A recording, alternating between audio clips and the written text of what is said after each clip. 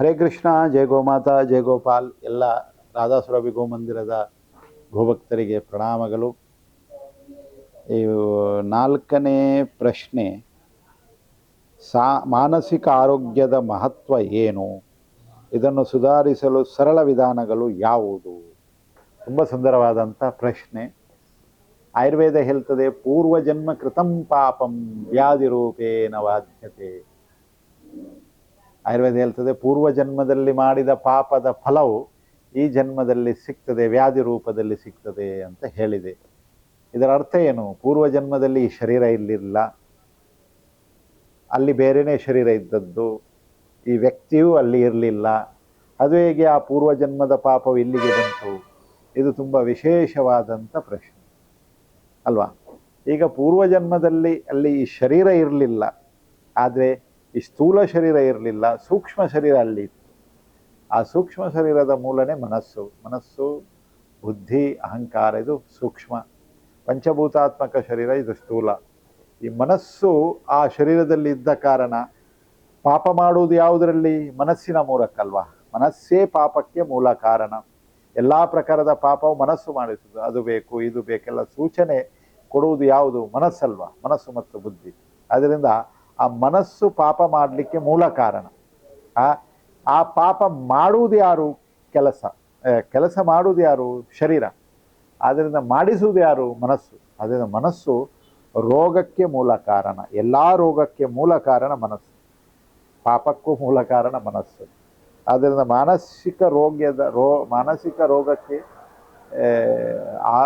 ಮಹತ್ವವಾದಂಥ ಕಾರ್ಯನಿರ್ವಹಿಸುವುದು ಯಾವುದಂತ ಹೇಳಿದರೆ ಅದು ನಮ್ಮ ಪಾಪಕರ್ಮಗಳು ಅಲ್ವಾ? ಆ ಕಾಮ, ಕ್ರೋಧ, ಲೋಭ, ಮೋಹ, ಮದ, ಆಶ್ಚರ್ಯ ಇತ್ಯಾದಿಗಳು ನಾನು ಹಿಂದಿನ ವಿಡಿಯೋದಲ್ಲಿ ಹೇಳಿದ್ದೇನೆ.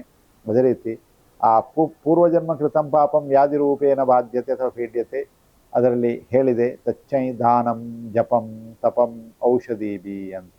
ದಾನ ಮಾಡಬೇಕು, ಜಪ ಮಾಡಬೇಕು, ತಪಸ್ಸು ಮಾಡಬೇಕು, ಮತ್ತು ಔಷಧಿ ತಗೊಳ್ಬೇಕು ಅಂತ ಹೇಳಿದೆ.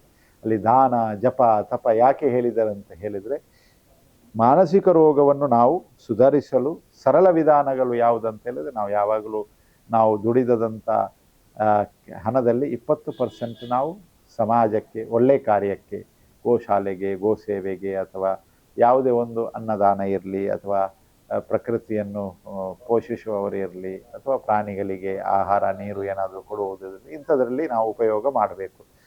ಸುಮ್ಮನೆ ವ್ಯರ್ಥವಾಗಿ ಅದನ್ನು ದಾನ ಮಾಡುವುದಲ್ಲ.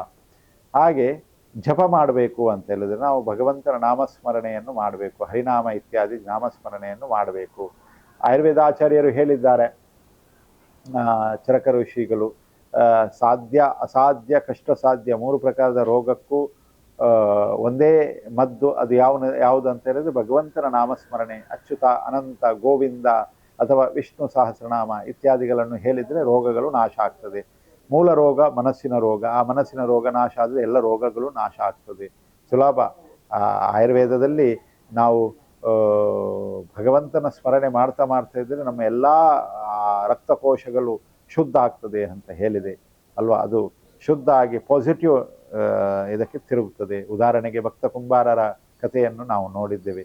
ಹಾಗೆ ಇಂಥ ಅನೇಕ ಉದಾಹರಣೆಗಳಿವೆ.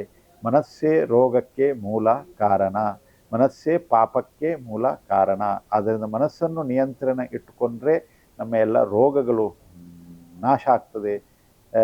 ಆ ಮನಸ್ಸನ್ನು ನಿಯಂತ್ರಣದಲ್ಲಿ ಇಟ್ಟುಕೊಳ್ಳುವುದು ಹೇಗೆ ಅಂತ ಹೇಳಿದರೆ, ಅದನ್ನು ಅಂಕುಶ ಹಾಕುವುದಂತೆ. ಅಂಕುಶ ಯಾವುದಂತ? ಹರಿನಾಮ, ಆ ದೇವರ ನಾಮಸ್ಮರಣೆಯನ್ನು ಮಾಡಬೇಕು. ಇದನ್ನು ಮಾಡಿದರೆ ನಮ್ಮ ಭವರೋಗನೂ ನಾಶ ಆಗ್ತದೆ, ಮತ್ತು ಶಾರೀರಿಕ ರೋಗನೂ ನಾಶ ಆಗ್ತದೆ.